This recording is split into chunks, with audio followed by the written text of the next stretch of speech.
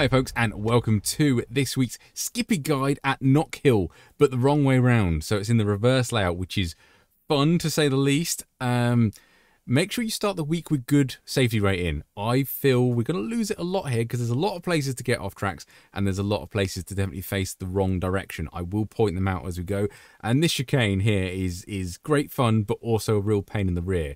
So bear that in mind. And also, few laps on the race, I'll put a screenshot above my head. At a certain time, the sun rays you can see on the screenshot here make this blind. So be very, very careful in the first few laps of it when you can see the sunrise. It is almost blinding. Turn down your graphical settings if you can to try and be able to spot this basically.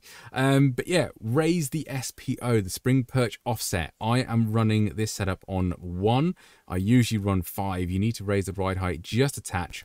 We do attack the curbs quite a lot, and to minimize the damage to the front wing, raise the skippy up a little bit. It's not too bad for lap times, I don't think. In fact, I think it's faster because you can cut some of the curves a bit better. But yeah, raise that SPO. Setup will be in my Discord, but I'll explain that in a moment. The lap I'm actually going to show you is lap 46. So it's my second fastest lap of a 54.437. I am going to show you snippets of other tracks as well, of other laps, sorry, of getting things wrong and right. So there's a lot of areas to make mistakes here, so maybe take a step back, run it at 80%, make sure you get a good consistent lap times rather than going for that all-out pace. If you need to go for the all-out pace, then you can do, but bear in mind there are some places that you can get it wrong. Info tab for you, the setup I'll put in my Discord, and track temp 64 Fahrenheit degrees will be above my head, and you can see their moderate usage of 44% is what I always run. Above my head as well, you should see my Discord where the OLAP BLAP telemetry replay file for a few laps, to be honest. And the setup will be in there as well, so you can run this one, not a problem. And also on the other screen, you should see above my head, it will be how I get into these sessions. So I try and make these as accurate as I can. They are pre-recorded, so I use the iRacing UI to make sure everything's hunky-dory and as accurate to the race times as I physically can. Otherwise, that's not me waffling. Let's crack on with the guide. Right then, Knockhill going the wrong way, and it's amazing how different this circuit is going the other way. But we are braking for the first turn, which is the last corner, so we're braking halfway down the green bit, use all of the curve here, and I kind of keep straight, and then really crank on the steering to kind of hit that last bollard thing on the apex there.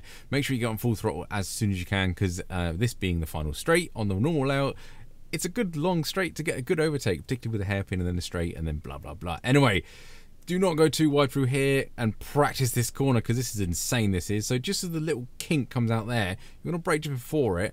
Try and open up the corner as much as you can, but ease it through as easy. It's so easy to go wide here. I cannot justify that enough. I got a slide there which helps me out, but practice that one and practice this next chicane as well. This chicane is awesome and real pain in the rear.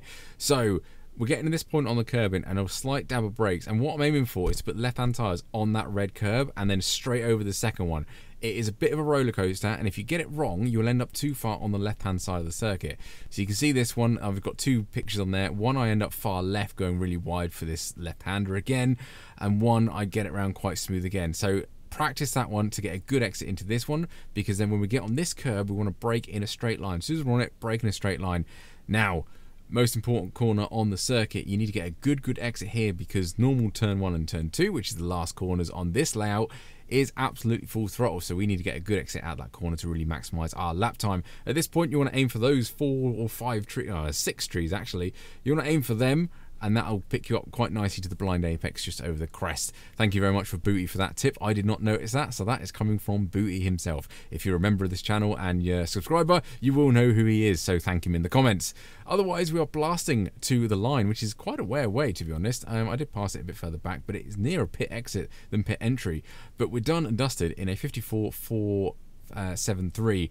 So yeah, crazy lap. It is brilliantly technical and brilliantly fun to go around. It is going to be utter carnage, particularly that turn 3, I think it works out to be.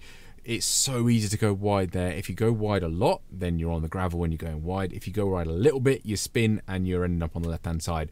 You're going to need to practice turn 3 and then 4 and 5 for those chicanes. It is going to be so key to your lap time and keeping it in the straight and golden on the track. I am looking forward to this week. I'm going to have to do a race, but I'm going to need to build up my safety rating. Other than that, that's me waffling, so I will disappear and wish you a good week. I'll catch you on the next one.